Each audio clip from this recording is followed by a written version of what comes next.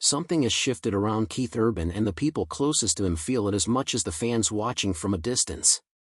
For decades, he was the steady presence in country music. Dependable, polished, charming, and quietly resilient. But recently, the changes in his life, his behavior, and even his sense of identity have raised questions no one ever expected to ask about him. Keith Urban isn't spiraling, but he isn't the man the world thought they knew either. And the truth behind his transformation is far heavier than most imagined. A rise built on talent, pressure, and old wounds. Keith Urban's transformation didn't begin in 2025, nor did it begin with the headlines about his personal life.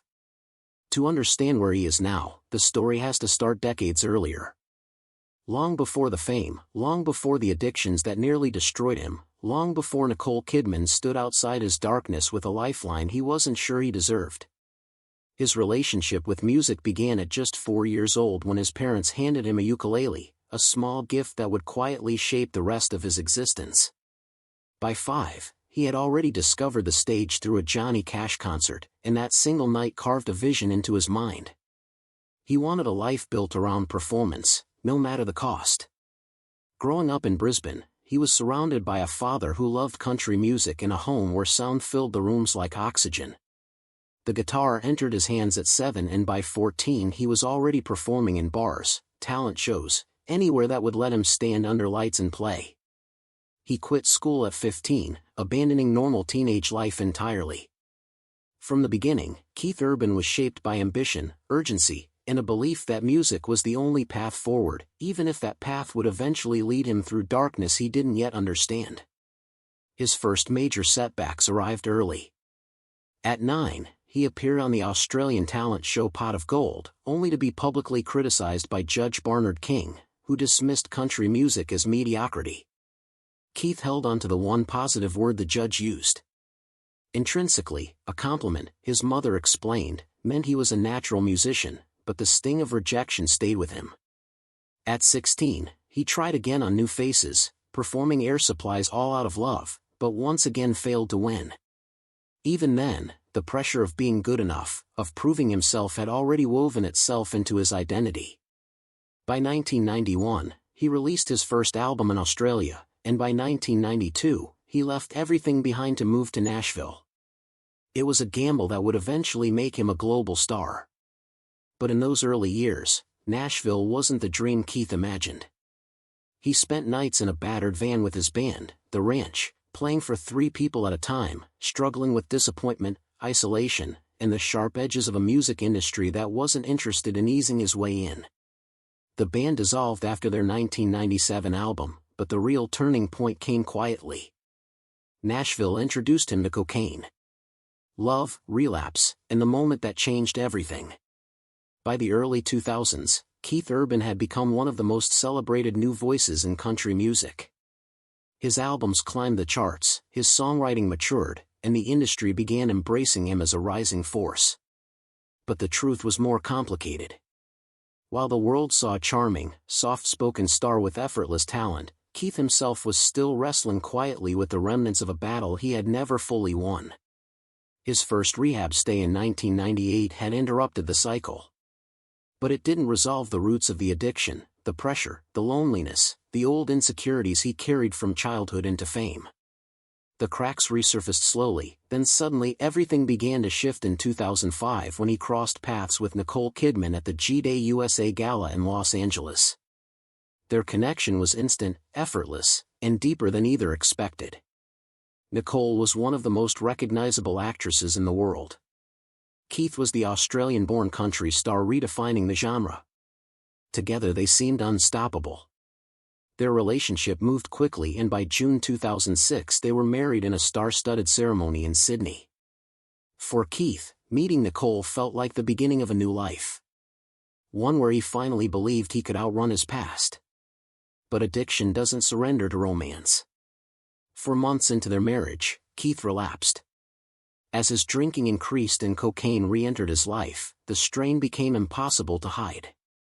For someone who had always pretended to be fine, losing control in front of the person he loved most forced him to confront a truth he had spent years denying. He was not well, and he could not fix this alone. Nicole noticed the signs, the subtle shifts, the emotional distance, the familiar shades of someone slipping into dangerous territory. Instead of waiting for the crash, she intervened. Gathering a small circle of people Keith trusted, she staged an intervention with a calm, unwavering resolve. It wasn't an ultimatum. It wasn't anger. It was love delivered with urgency, a lifeline disguised as a boundary. Keith later admitted that Nicole's intervention was the moment he realized he was standing at the final crossroads he had always feared. He checked himself into the Betty Ford Center in October 2006, canceling media appearances, stepping away from the public eye, and entering a fight not against fame or pressure, but against himself. He spent months in treatment, emerging in January 2007, sober, humbled, and aware that survival required total honesty and complete commitment, fame, discipline, and the long road to stability. After leaving the Betty Ford Center in 2007, Keith Urban began the longest and most disciplined chapter of his career. A chapter that would redefine him as both an artist and a man. He emerged from treatment sober, vulnerable, and surprisingly clear-eyed about what needed to change. Unlike his earlier attempts, this time sobriety wasn't a temporary pause in chaos. It became the organizing principle of his life, shaping his decisions, his relationships, and ultimately the kind of artist he would become. His music evolved first. The albums he released after 2007 carried the emotional weight of a man rebuilding himself from the inside out. Get Closer in 2010, Fuse in 2013, Ripcord in 2016, Graffiti You in 2018. Each one marked a different phase in Keith's healing. He blended country with pop, rock, electronic influences, and even unconventional rhythms, pushing boundaries that many traditionalists never expected from him. Yet, even as he reinvented his sound, his lyrics grew more personal, more reflective, more tethered to the hard-won clarity sobriety had given him. But Keith's transformation wasn't confined to the studio. The public saw a new side of him through television. His first experience as a coach on The Voice Australia in 2011 seemed like a natural extension of his gentle, encouraging nature. What surprised people most was how well he fit into the role. Thoughtful, supportive, honest without being cruel. It was the kind of mentorship that came not just from talent, but from years of learning how to confront his own failures. That made him the perfect addition to American Idol in 2012, where he joined a panel that famously included Nicki Minaj and Mariah Carey. While the tension between the two divas made headlines, Keith remained the calm center of the storm. The one judge contestants consistently turned to for sincerity. He stayed until the show's original run ended and even returned as mentor for the 2023 revival. Television didn't make him a celebrity. It made him human. Fans saw a man who was kind, open, emotionally present, qualities that don't always survive in the entertainment industry. His mentorship style reflected something deeper. He understood what it meant to fall apart, to rebuild, to stand again. He had lived it. Yet stability is rarely permanent, and Keith's transformation was not linear. While his sobriety remained intact, the pressures of fame, family, expectations, and personal history still existed beneath the surface. The world thought Keith had finally outrun his struggles. But what they didn't see was that he had simply learned to carry them differently. He poured himself into work, albums, tours, international appearances, a Las Vegas residency. He said yes to opportunities that kept him moving, perhaps because stillness had always been dangerous for him. His tattooed arms and toned physique in 2025 showed the discipline he had built. His face, marked by age, but sharpened by experience, revealed a man who had earned both triumph and pain. Personal fractures, public questions, and the unraveling of 2025. Keith Urban had survived addiction, endured the brutal early years of his career, rebuilt his life through love, and maintained sobriety for nearly 2 decades. But even the strongest foundations can fracture quietly from pressures that come not from substances, but from time, expectation, and the weight of a life lived in full view of the world. By 2025, Keith found himself in a different kind of crisis, one not fueled by relapse, but by transformation, frustration, and emotional distance that even he struggled to explain. the first signs were subtle. A shift in his demeanor, a tightening in his interviews, decisions that shocked the people who had known him for years. In January 2025, several outlets, including Patriot News, reported that Keith had abruptly fired multiple longtime band members, some of whom had played beside him for more than 25 years. The dismissals came without warning, without public explanation, and without the warm professionalism Keith had always been known for. For fans and insiders, it was the first undeniable indication that something inside him had changed. Then came the marriage. For nearly 2 decades, Keith Urban and Nicole Kidman had been one of Hollywood's most admired couples, a partnership built on devotion, mutual protection, and the shared triumphs and traumas that shaped their adult lives.